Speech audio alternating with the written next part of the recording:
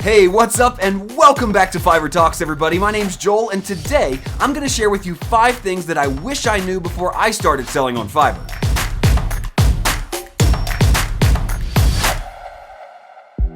That's right, today's video is going to require a time machine because we're going back to the past, so buckle up and get ready. But before we do that, before we time travel, let me introduce myself. My name is Joel Young. I'm user DJ Young on Fiverr, been there since 2013, one of Fiverr's all-time top earners and a top-rated seller, and I post videos like this to help you become the best Fiverr seller you can be. So if you like this video, please give it a thumbs up and leave me a comment down below. Alright, so let's get in that time machine and talk about the 5 things I wish I knew when I started selling on Fiverr. These are going to be 5 super practical things that I look at today and say, gosh, if I had these in my head when I started, if I knew these things, if I had planned on these things, then maybe I would be farther ahead than I am today. Maybe I could have been even better off than I am today. These are also things that I certainly think will be true in the future, so if you follow these 5 things, learn from my past experience, then you're going to be better off as a Fiverr seller. Ready for number 1? The first thing I wish I knew when I started selling on Fiverr is that my time and my talent is worth more than I was charging for it. That's something that almost all Fiverr sellers need to learn,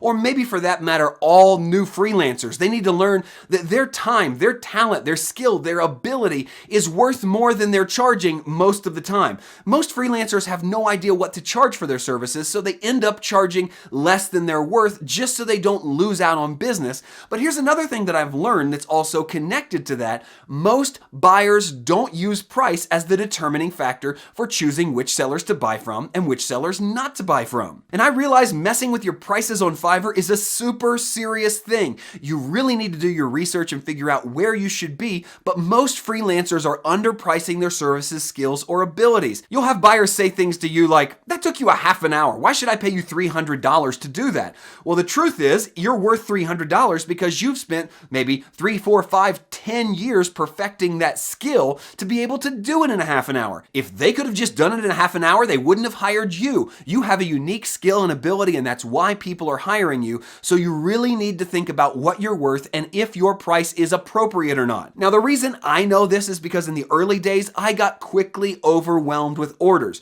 meaning that the market said, hey, this is a great service. It's really undervalued. We all need to buy it. And then I had to course correct. I had to raise my price. I had to play this game of cat and mouse with my price to try to get it to the right spot. And really, I haven't touched my prices in almost 2 years because I finally found the right spot. And it took me almost 7 or even 6 years to get there. So what I'm saying is that from the beginning, many freelancers need to charge more for their services. You need to be smart about it, but don't sit there behind your keyboard and worry that no one's going to buy from you because you're 10% more expensive than this person or 25% more expensive than that person. If you offer a quality service and quality is your selling point, most buyers are going to go with the best quality, the best service, the best profile over who's the cheapest every day of the week. And let me add this little asterisk to that first point. If somebody is looking just for the cheapest seller, you don't want to work with that person. You want to wish them well and send them on their way to ruin someone else's day. All right, here's the second thing I wish I knew when I started selling on Fiverr. I wish I knew that happy customers always come back and how big of an impact that would later have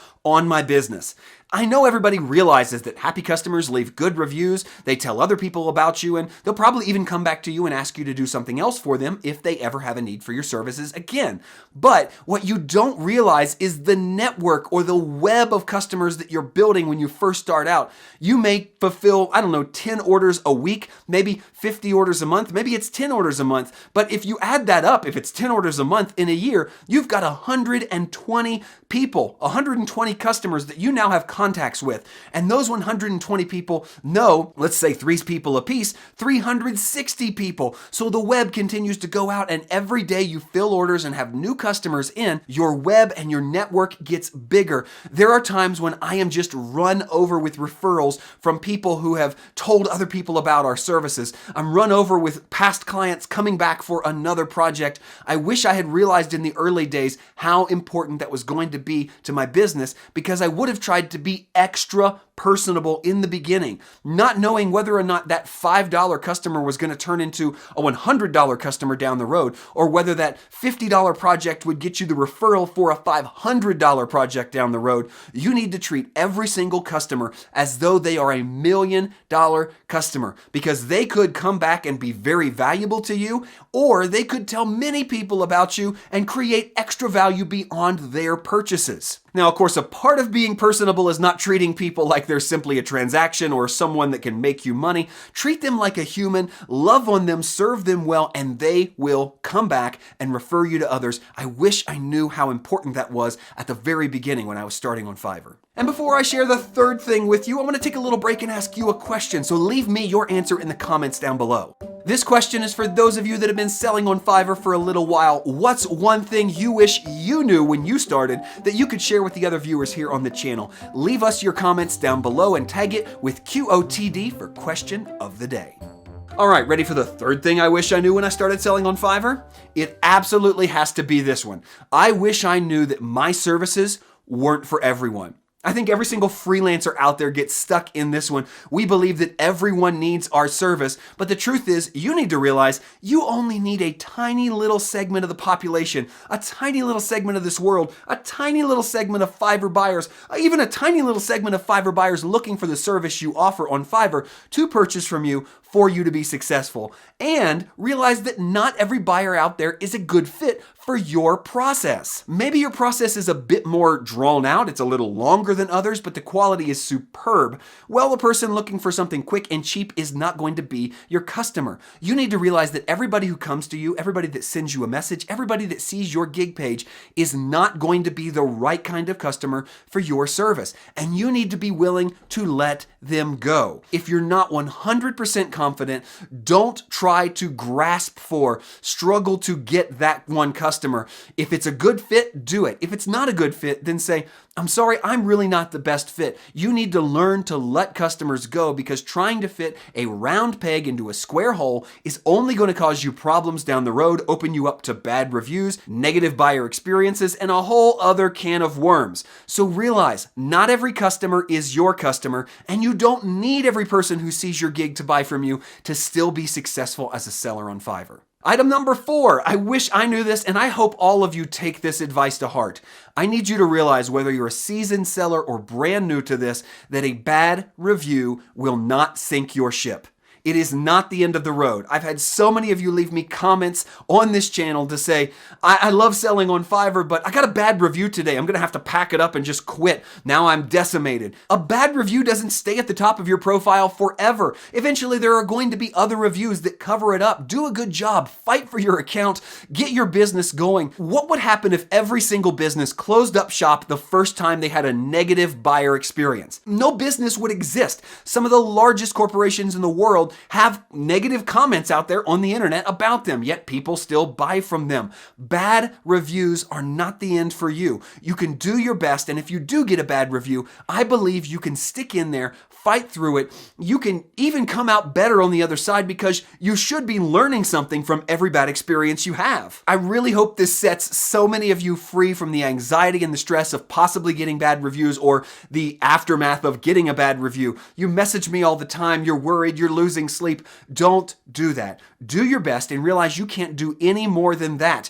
If you have a 4.9 star average instead of 5, someone will buy from you. You can get past it. Bad reviews are not the end, and I wish every person knew that when they started on the platform. All right, and last but not least, the 5th thing I wish I knew when I started on Fiverr is, I wish I knew back then in 2013, when Fiverr was just a couple years old, that it would become the freelancing powerhouse that it is today. And I think for many of you, you could translate that if you're starting today. I hope you know that Fiverr is a freelancing powerhouse worth billions, and it's going to be around for a while. You are safe putting your ship in the Fiverr Sea, putting your shingle out in the Fiverr marketplace. I believe it's a great place to invest your time. I believe it's a great place to build a profile. I don't believe you should be sitting there worrying, am I going to dump all this time and investment into Fiverr and then it goes under, or people stop using Fiverr?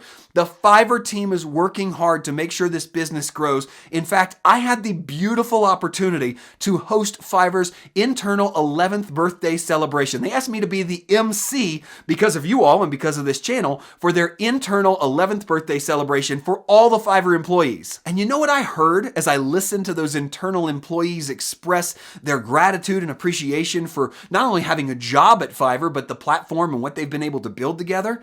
I heard a lot of people that are incredibly proud of what they've done, of the work that they've done, and optimistic about the future. There is a contagious optimism within Fiverr, the people that are working on developing the platform, the policies, making things better for buyers and for sellers. I know for many of you, it may feel like Fiverr is against you. No, I don't work for Fiverr. No, I'm not being paid to say this or anything else on my channel by Fiverr. I am not affiliated with them other than the fact that I'm a seller like you, but I can tell you from that experience, I have come back changed, saying these are people who believe their work matters because they're changing the way people work. I know Fiverr's changed my life. It's changed the way I've been able to work. It's changed the amount of money I've been able to make. I've made far more as a seller on Fiverr than I ever would have been able to with the degree and jobs that I had before. It's been a complete and total blessing to me, and they realize that. They realize that their work matters. So yes, Fiverr will do some stupid things in the future. Yes, they'll do some things that you don't like. Yes, they'll even make mistakes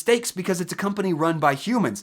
But in the long run, realize that Fiverr is here to stay. It's a freelancing powerhouse. It's where buyers and sellers will continue to meet. The millions will grow to multi-millions, and you want to be on this ship. The Fiverr Sea is a safe place to sail. You can do it, and this is an incredible place to invest your time and energy in building a profile and starting up. I know that's hard to see in the beginning. When I started, I wasn't sure what Fiverr was going to do. It was brand new. It was early. There was even some negative stuff online about it early that really was looming over the platform. But over time, those things changed and the investment really paid off as they've gone public and grown, and the team continues to grow. And I just want to say, I believe you should and could have that same confidence in them because I believe the future on Fiverr as a platform is bright.